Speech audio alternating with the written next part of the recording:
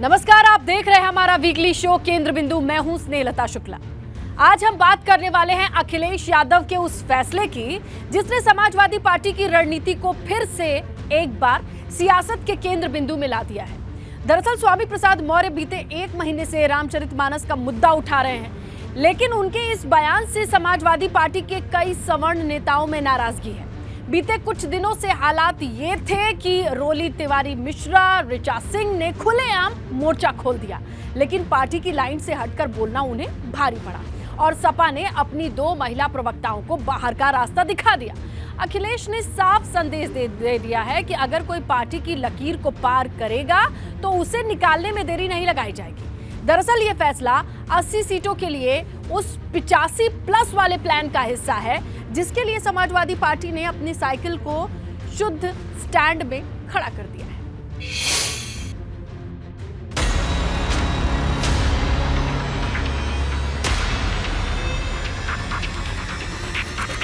रामचरितमानस को लेकर स्वामी प्रसाद मौर्य ने 22 जनवरी को जो जंग छेड़ी थी उसका असर जनता के बीच क्या हुआ ये तो चुनाव के बाद पता चलेगा, लेकिन पार्टी के भीतर ही इसके साइड इफेक्ट तेजी से शुरू हो गए।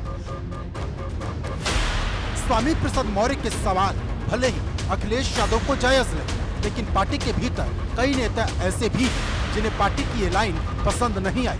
इसके खिलाफ आवाज तो सपा के कई नेताओं ने उठाई, लेकिन प्रवक्ता के पद पर बैठने वाले रोली मिश्रा और ऋचा सिंह ने गृह युद्ध छेड़ दिया। दोनों नेता बोलती गई और इतना बोलती गई कि पार्टी ने दोनों को ससम्मान बाहर का रास्ता दिखा दिया।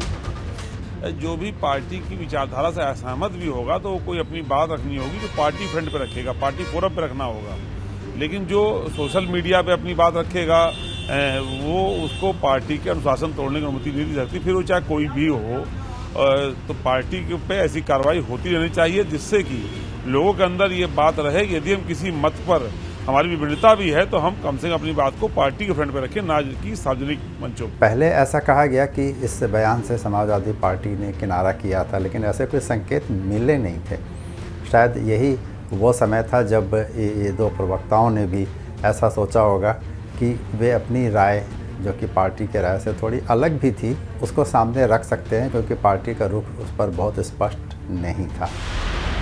सपा का मानना है कि रोली मिश्रा और ऋचा सिंह ने पार्टी लाइन से हटकर बयानबाजी की। उधर दोनों नेताओं ने कहा कि वो सनातन के मुद्दे पर स्वाभिमान को गिरवी नहीं रख सकते। जब से पार्टी ने दोनों नेताओं को बाहर किया, तब से दोनों के सवाल और तेवर और ज्यादा चुभने वाले हो गए।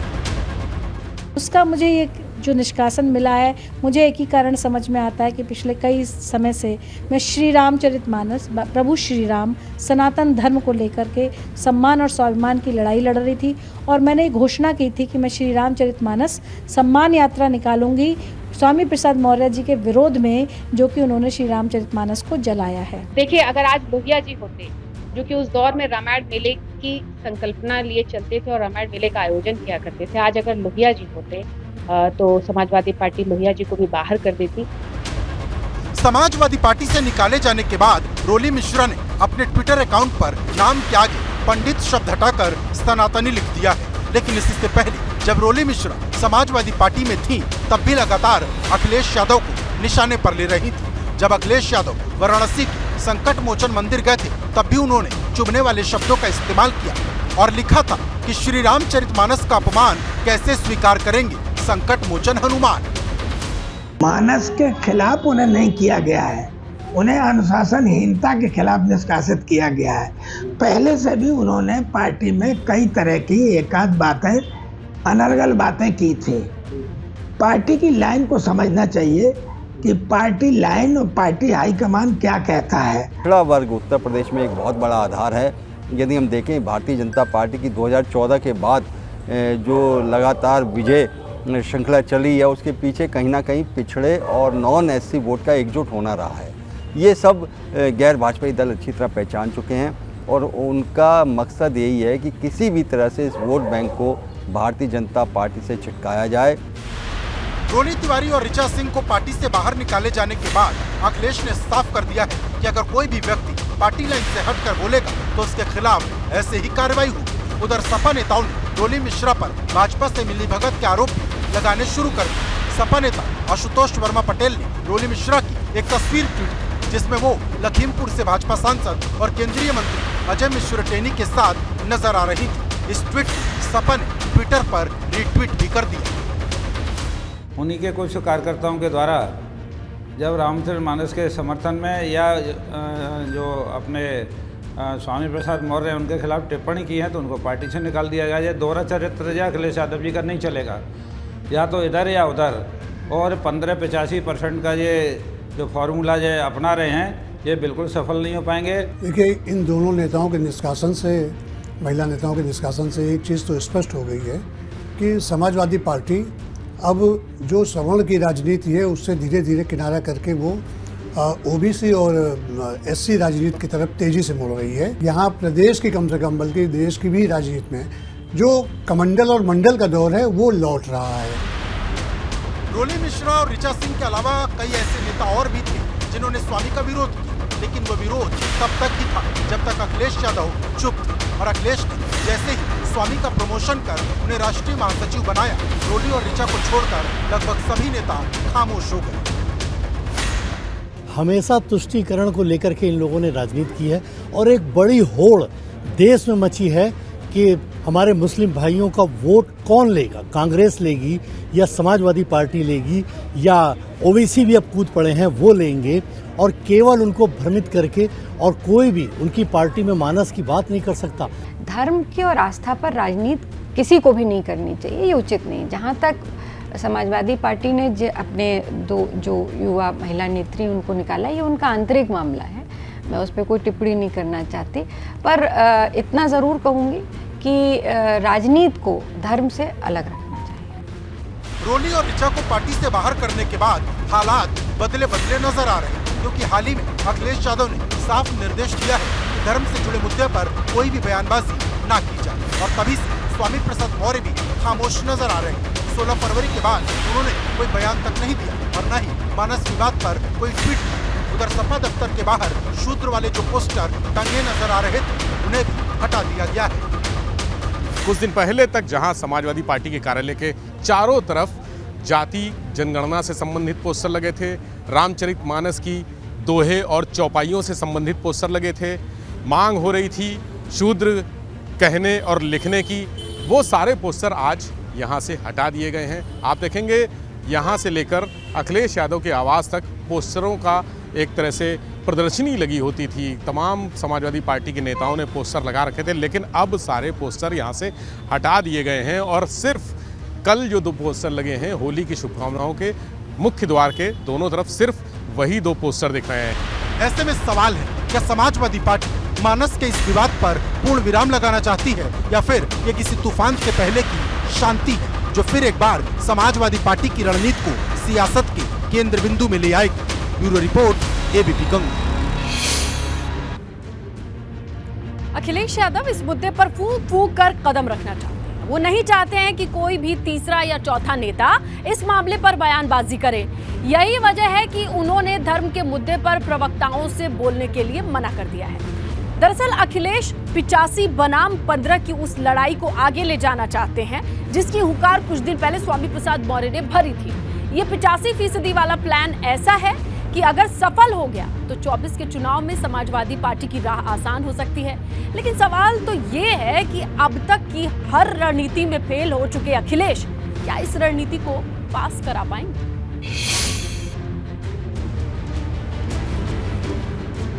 पहले दलितों, पिछड़ों और आदिवासियों की बात हुई, उसके बाद ऋचा सिंह और रोली तिवारी मिश्रा को बिना चेतावनी दिए हुए बेझिझक पार्टी से बाहर कर दिया गया। इसके साफ संकेत यही हैं कि समाजवादी पार्टी 85 बनाम 15 वाले मुद्दे पर एक और कदम आगे बढ़ा चुकी है, जिसका इशारा मानस विवाद उठाते हुए स्वामी प्रसाद मौर्य ने पहले ही कर दिया था। जब 5% लोगों की भावनाएं आहत होती हैं तो जिनकी भावनाएं आहत होती हैं उनको ध्यान रखना चाहिए कि आदिवासी, दलित और पिछड़े 85% हैं, इनकी भी इस गाली से भावनाएं आहत हो रही हैं। अब सवाल यह है कि स्वामी प्रसाद मौर्य के साथ मिलकर अखिलेश यादव कौन सी नई सियासत को धार दे रहे। जातीय गोलबंदी और शूद्र वाली सियासत पर अखिलेश का अगला कदम क्या होने वाला है, क्योंकि सपा के जितने भी फैसले हो रहे वो पार्टी की 85 बनाम 15 वाली राजनीति के खांचे में तुरंत फिट हो रहे। हम उसमें देखिए, पार्टी जब राजनीति करते हैं तो हम जो दबे पिछले वर्ग हैं उनकी बात करके तो उनका समर्थन जुटा सकते हैं। जो लोग झूठे वादे करते रहे, उनके वादे जब नहीं हुए पूरे, तो जो नीचे का तबका वो समाजवादी पार्टी की तरफ देख रहा है, और जब देख रहा है तो हमारा ये काम है उनको गले लगाना।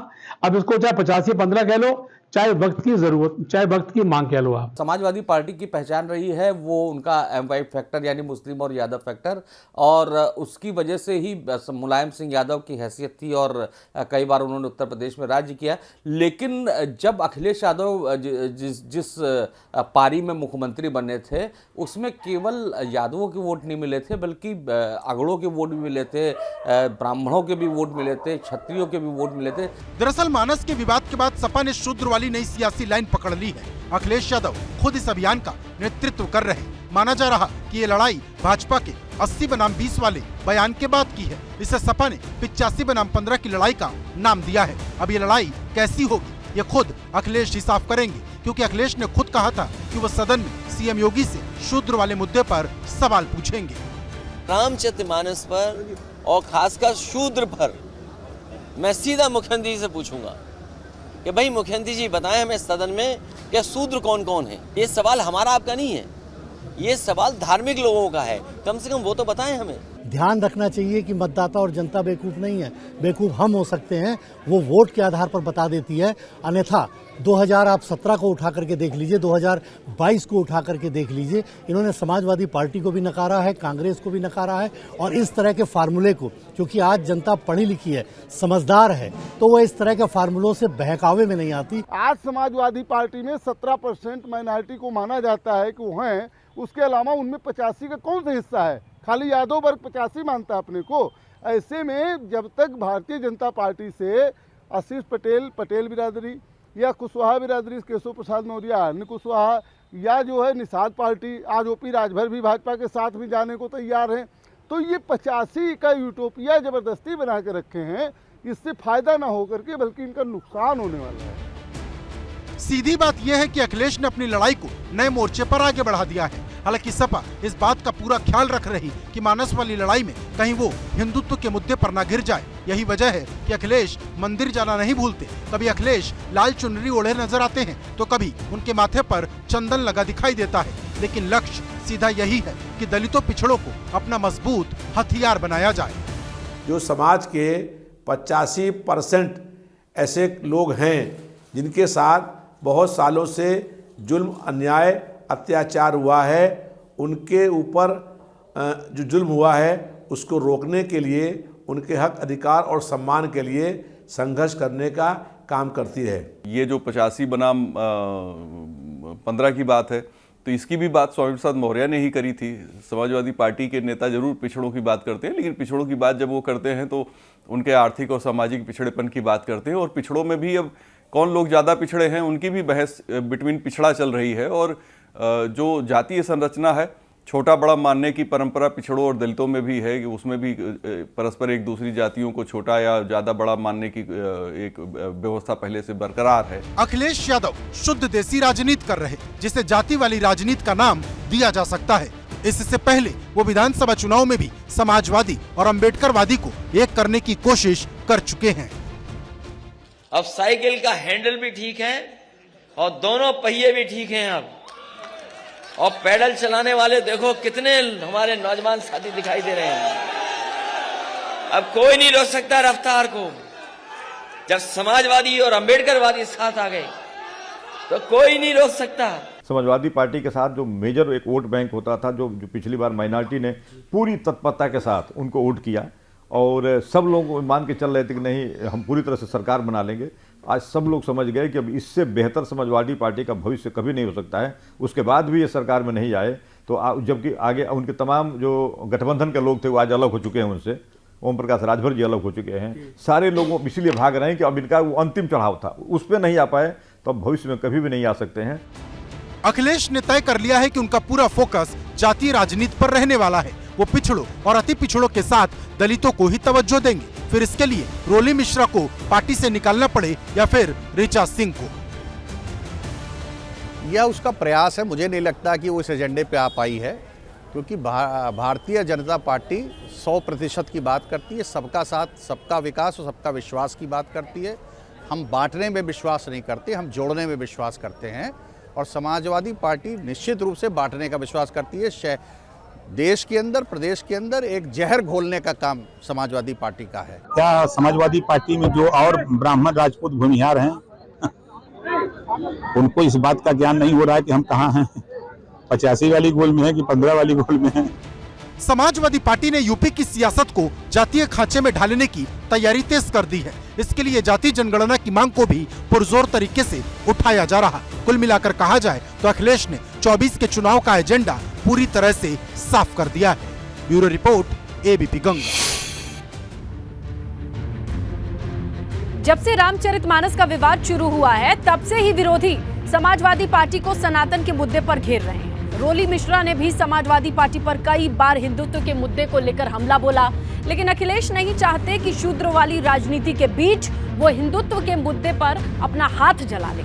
यही वजह है कि वो लगातार मंदिरों में जा रहे हैं, पूजा अर्चना कर रहे हैं। हिंदुत्व की पिच पर खड़ी भाजपा को हिंदुत्व के ही पिच पर उतरकर घेरने की कोशिश कर रहे हैं।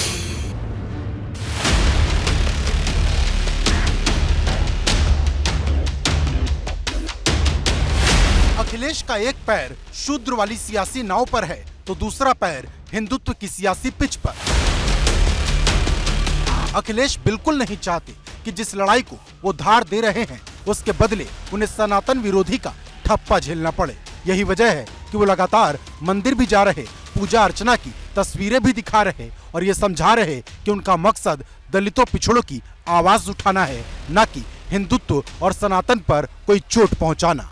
ऐसा ये कोशिश है, वो लोग, वो पार्टियां जिनके पास धर्म के आधार पर नफरत फैलाने के अलावा दूसरा कोई मुद्दा बताने को नहीं है, जिनकी सरकार के 2 टर्म पूरे हो गए सेंट्रल में और दूसरा टर्म चल रहा है स्टेट में, आज भी उनके अपनी कोई उपलब्धि नहीं बताने के लिए, तो ऐसे लोग लगातार नफरती बातें, नफरती भाषण करके समाज में विभाजन करने की कोशिश करते हैं।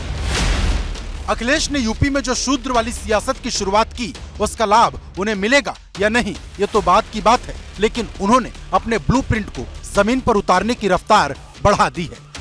दरअसल अखिलेश इस नए प्रयोग में मुसलमानों को पहले से ही अपना मानकर चल रहे। माना जाता है कि मुस्लिमों ने 2022 विधानसभा चुनाव में करीब करीब एक मुश्त सपा को सपोर्ट किया। वहीं दूसरी तरफ शिवपाल के साथ आने से यादव वोटर में भी उत्साह देखा जा रहा और जो गैर यादव ओबीसी वोटर हैं, पार्टी ने उन्हें जोड़ने के लिए काम तेज कर दिया है।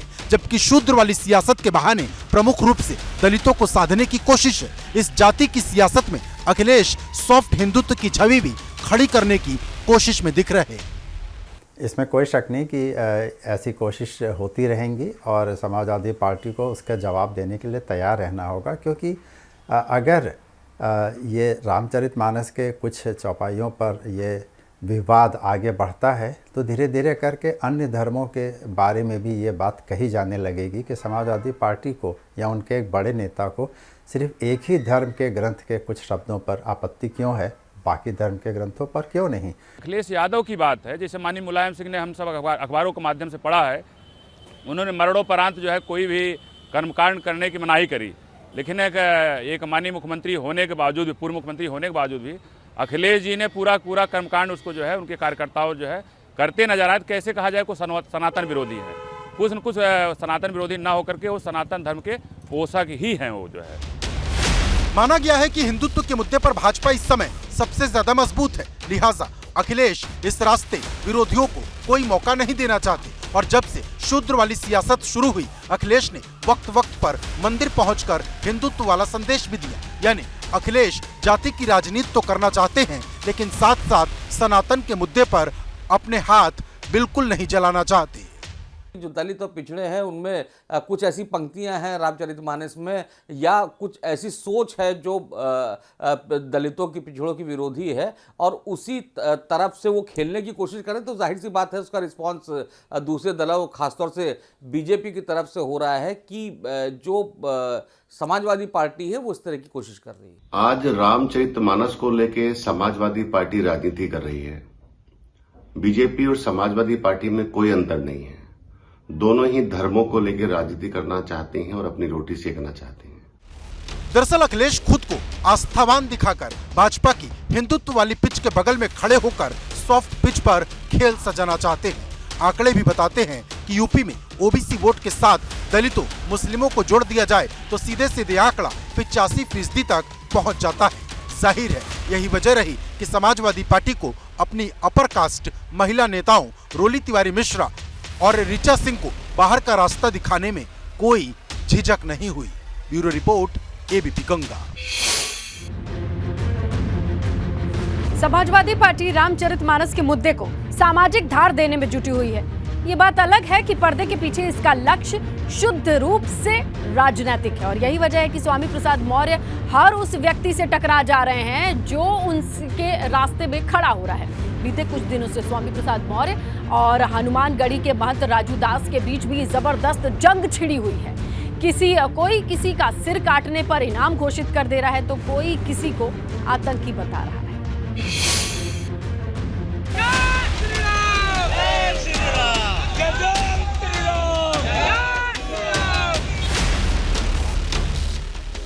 रामचरितमानस पर जो चिंगारी स्वामी प्रसाद मौर्य ने भड़काई वो अब यूपी की सियासत में विकराल आग का रूप ले चुकी है। एक तरफ सपा में गृह युद्ध की तस्वीर है तो दूसरी तरफ अयोध्या में हनुमानगढ़ी के महंत राजू दास ने भी स्वामी प्रसाद मौर्य के खिलाफ मोर्चा खोल रखा है। लेकिन चुभने वाली बात यह है कि राजू दास समेत कई संतों महंतों ने स्वामी का गला और उनकी जीभ काटने जैसी बात कह डाली। उनके ऊपर 21 लाख का इनाम घोषित करते हैं। स्वामी प्रसाद मौर्य का जो भी सर तन से जुदा करेगा उसको राजू दास 21 लाख का इनाम देंगे। देखिए, कोई भी बयान को देता है तो उसका विरोध हो, उसके खिलाफ मुकदमा कायम करिए, लेकिन हिंसा या हत्या करने सी बात कहना उचित नहीं है। नहीं, मुझे लगता है कि मैं इसकी निंदा करता हूं और इस तरह की विचारधारा नहीं होनी चाहिए।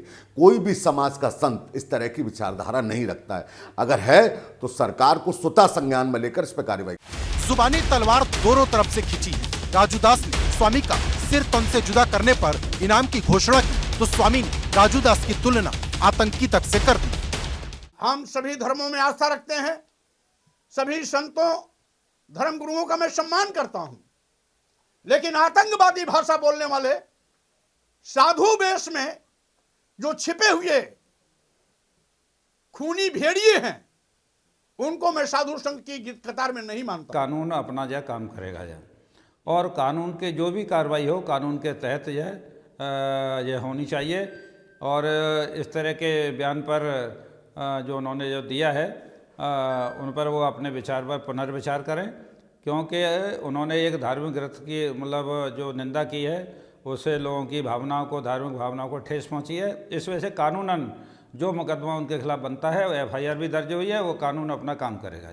मैं ऐसे साधु संतों को साधु संत नहीं मानता जो स्वयं अपना नाम जगत गुरु रख लें बिना किसी पदवी के, जो स्वयं अपना नाम परमहंस रख लें या जो कुछ भी अपना नाम रख लें और उनको शास्त्रों के बारे में यथोचित जानकारी न हो और वो किस व्यवस्था के तहत उनको ये पदवियां मिली वो भी न बताएं।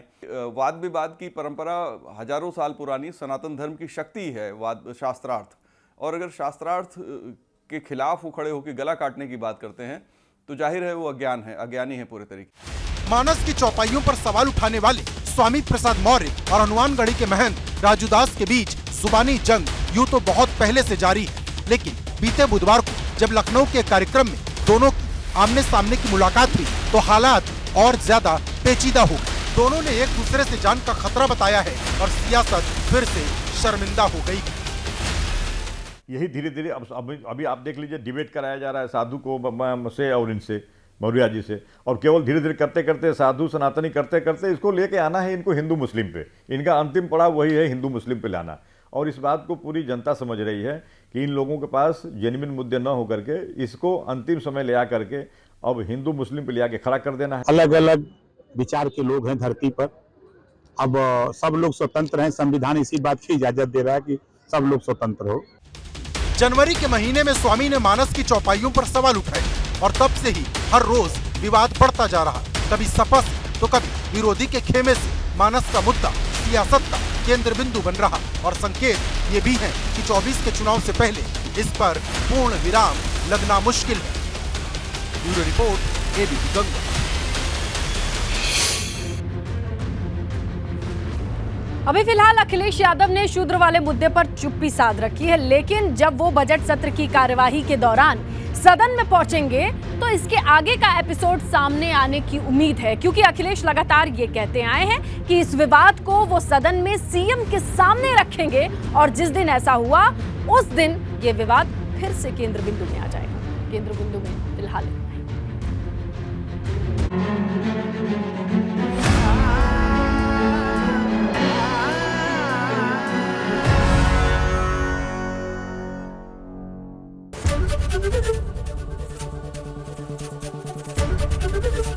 एबीपी गंगा, खबर आपकी, जुबान आपकी।